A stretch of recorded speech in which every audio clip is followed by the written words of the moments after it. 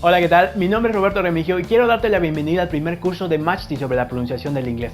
Probablemente ya te has dado cuenta que las letras o sílabas en inglés no siempre suenan de la misma forma. En esta serie de videos conoceremos una herramienta que nos ayudará a saber cómo se pronuncia correctamente una palabra en inglés y cómo producir esos sonidos del inglés que no existen en el español. Con este curso quiero que te des cuenta que tienes todos los elementos para desarrollar una magnífica pronunciación del inglés. Solo necesito que te concentres y repitas el video las veces que sea necesario cuando no entiendas algo. Antes de comenzar quiero decirte rápidamente cómo está estructurado este video.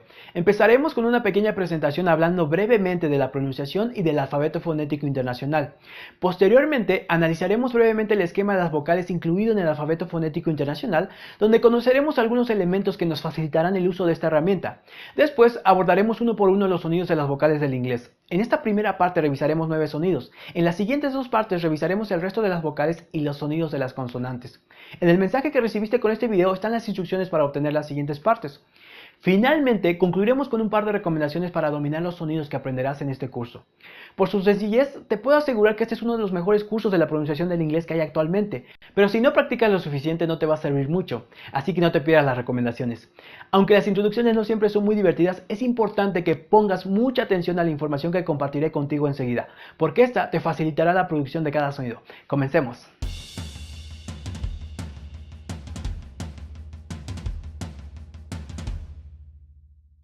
La pronunciación es una cuestión física o corporal, que se basa en la forma de articular, es decir, en cómo se mueve nuestra lengua, labios, mandíbula, cuerdas vocales, etc. En estos elementos está el secreto para producir los sonidos nuevos del inglés que desconocemos. Además de los elementos que acabo de mencionar, una buena pronunciación involucra otros aspectos como el ritmo, unión de palabras, modificación de sonidos, entre otros. La mayoría de estos aspectos se desarrollan de forma natural por el constante contacto que tenemos con el idioma. Sin embargo, antes necesitamos conocer las bases o cimientos de la pronunciación de dicho idioma para poder desarrollarlos correctamente. Para conocer tales bases, aprenderemos a usar el alfabeto fonético internacional, o IPA, el cual fue creado en 1886 por la Asociación Fonética Internacional y ha tenido varias revisiones desde entonces, la última en 2005. El IPA es un documento que propone una serie de símbolos para representar los sonidos de todas las lenguas del mundo estudiadas hasta hoy. Actualmente, la mayoría de los diccionarios de idiomas incluyen una transcripción fonética de cada palabra usando estos símbolos para mostrar la pronunciación de las mismas. Regularmente verás estos símbolos entre diagonales, lo cual no es más que una convención lingüística para representar la escritura fonética. El documento está ordenado por varias secciones para una mejor organización de los distintos tipos de sonidos. Para perfeccionar nuestra pronunciación del inglés, lo que nos interesa del IPA son las secciones de consonantes y vocales. En este primer video comenzaremos aprendiendo a producir los sonidos de las vocales.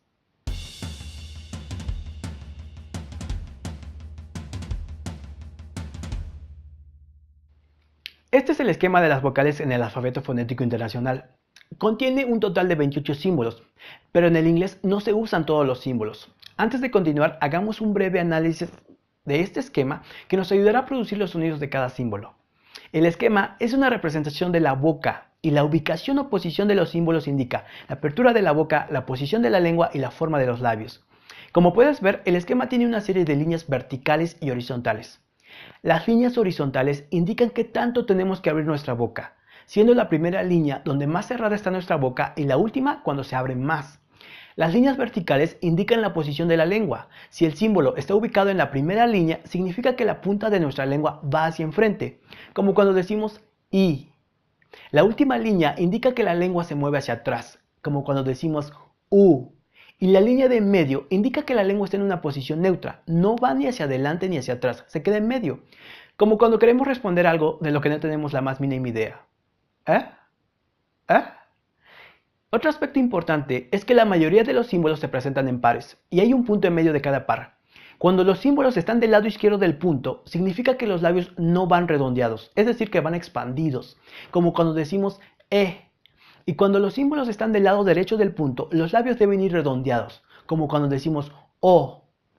Un par de datos muy importantes que debes conocer son el significado de los siguientes símbolos en la escritura fonética. Los dos puntos significan que el sonido es largo o que su duración es larga, como el sonido de las vocales que hacemos en español. La mayoría de los sonidos de vocales en inglés son cortos, por eso no verás los dos puntos muy seguido. Otro símbolo muy importante es la apóstrofe, la cual indica que la sílaba que sigue es la sílaba tónica o la sílaba que suena más fuerte. Recuerda que en inglés no hay acentos, por eso es muy importante que ubiques cuál es la sílaba que lleva este signo para que la pronuncies correctamente. Como te decía antes, no todos los símbolos que aparecen en el esquema se usan en el inglés y tampoco hay un consenso general en torno a ciertos símbolos. Para nuestro estudio usaremos aquellos en los que la mayoría de los especialistas coinciden, que son 15 símbolos o sonidos. Pero esos 15 sonidos podemos restar los que usamos en el español, que son 4. ¿4? ¿No eran 5? Haciendo un pequeño análisis de nuestra A y revisando algunos materiales, nuestra A se ubica por esta zona, dado que cuando la pronunciamos no siempre llevamos la punta de la lengua hacia enfrente. Si bien cuando decimos las vocales A, E, I, O, U, exageramos la apertura de la boca en la A, cuando la decimos en palabras no hacemos eso. No decimos amor, papá, mañana, decimos amor, papá, mañana.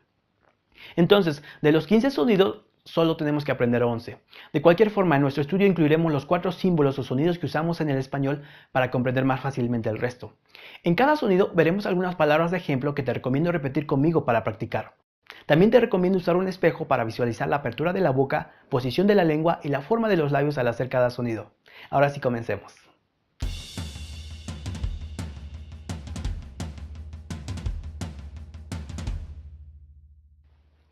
Vamos a empezar con los sonidos de la primera columna.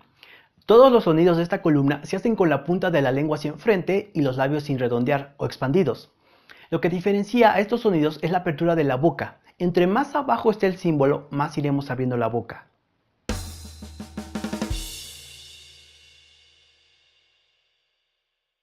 Este es el primer sonido, I.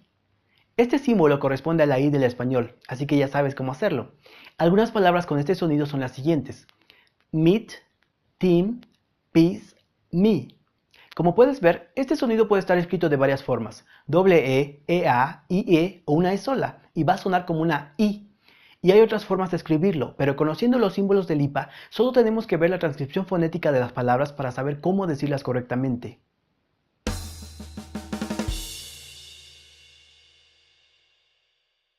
Ahora vayamos con el siguiente sonido, E. Este sonido también lo conocemos, es la E del español, E. Sin embargo, después de una breve investigación, no encontré ninguna palabra con solo este sonido. Siempre que aparece, este va acompañado de otro sonido que también medio conocemos, I. Este sonido se conoce como la I corta. Lo recordarás de palabras como 20, peine, pleito, etc. Así es como suena en inglés de palabras como rain, pain, late, name. En la segunda parte analizaremos la I corta, dado que este sonido es uno de los más populares en inglés.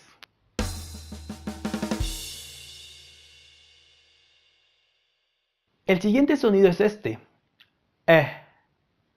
Aquí empieza lo bueno. Este sonido no lo tenemos en español, pero podemos hacerlo de manera fácil poniendo la boca en la posición que usamos para la A cuando la pronunciamos de forma natural sin exagerar la apertura de la boca, pero en este caso debemos llevar la punta de la lengua hacia enfrente, como en los dos sonidos anteriores.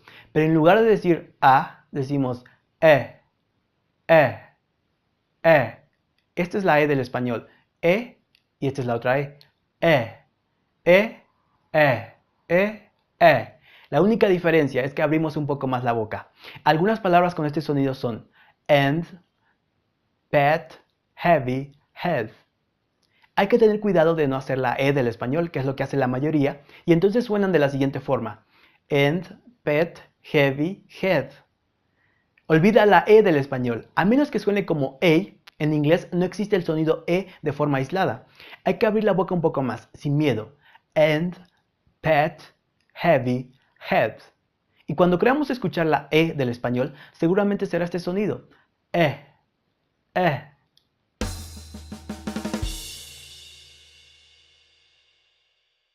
El siguiente sonido tampoco lo conocemos. A. Parece una A y una E pegadas. Para hacer este sonido debemos abrir la boca un poco más que el sonido anterior y pronunciar una A. Este es el sonido que hacemos cuando decimos las vocales del español. A, E, I, O, U. A. Aunque cuando la pronunciamos cotidianamente ya no hacemos ese sonido tal cual. Algunas palabras con este sonido son apple, man, laugh, ant. Aquí debemos tener cuidado de no hacer la A que pronunciamos cotidianamente en el español, porque entonces sonamos así. Apple, man, laugh, ant. No. Es apple, man, laugh, aunt.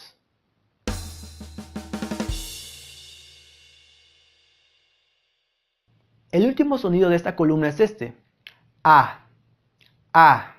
Parece una A Times New Roman. Para hacer este sonido solo abrimos la boca más que los sonidos anteriores. A. A. A.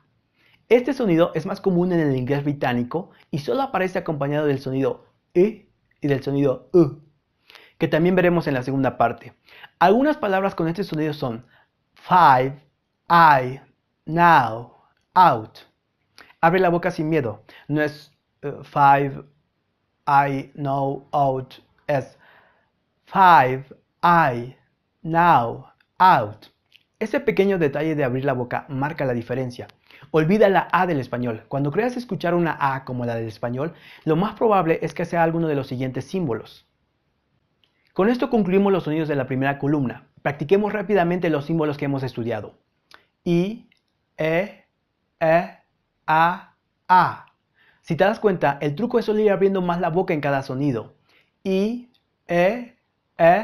A. Recuerda que el sonido E no existe de forma aislada en el inglés. Siempre que aparece suena como A. El sonido A es más común en el inglés británico y tampoco aparece solo. Siempre sonará como I o AU. La clave para dominar estos sonidos es practicar constantemente y abrir la boca y mover la lengua sin miedo. Cada que la practicas le dices a tu cerebro que hay un nuevo sonido y le enseñas cómo hacerlo para que cada vez se te haga más fácil y cotidiano. Vamos a dejar los sonidos de medio para la segunda parte y vamos a seguir con los de la última columna, donde están otro par de sonidos que ya conocemos. En todos los sonidos de esta columna, la lengua divide hacia atrás y los labios redondeados. Al igual que en los sonidos anteriores, lo único que irá cambiando es la apertura de la boca. Entre más abajo se encuentra el símbolo, más iremos abriendo la boca.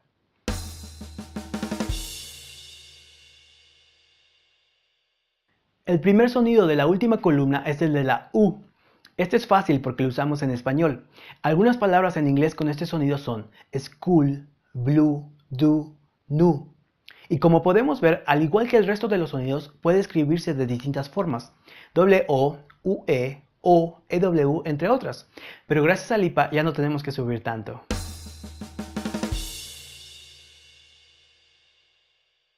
El siguiente sonido es O. Otro que va a ser muy sencillo, porque también lo ocupamos en el español.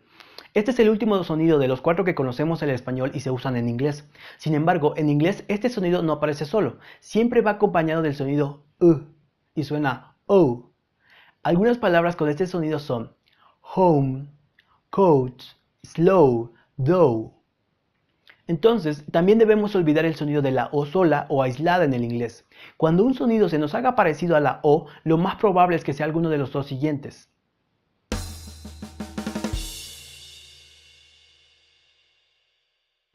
El sonido que sigue es O. Para hacer este sonido tenemos que abrir la boca más que la O del español y hacer O.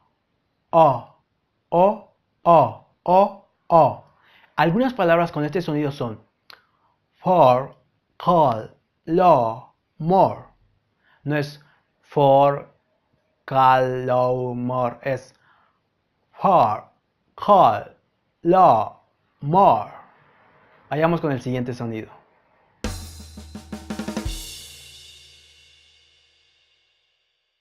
Para hacer este sonido, nuevamente tenemos que abrir más la boca que el sonido anterior, y como está al final de la fila, para cuestiones de práctica podemos exagerar la apertura, pero sin dejar de mantener los labios redondeados y la lengua hacia atrás como en los 3 sonidos anteriores. O. Algunas palabras con este sonido son hot, rock, box, from. Este sonido es más común en el inglés del Reino Unido o británico, como se lo conoce coloquialmente. Como te pudiste dar cuenta, nuevamente el truco de los sonidos de esta fila es ir abriendo la boca. U, O. U,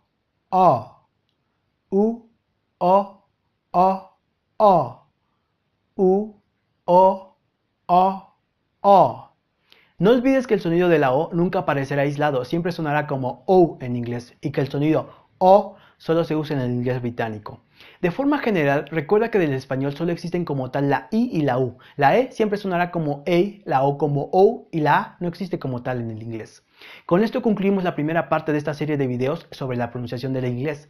En la siguiente parte estudiaremos los símbolos que aparecen del lado izquierdo de la última fila y los que se muestran en la parte de medio, donde se encuentran dos de los sonidos de vocales más comunes del inglés, la I corta y la schwa. Así que no te pierdas la siguiente parte.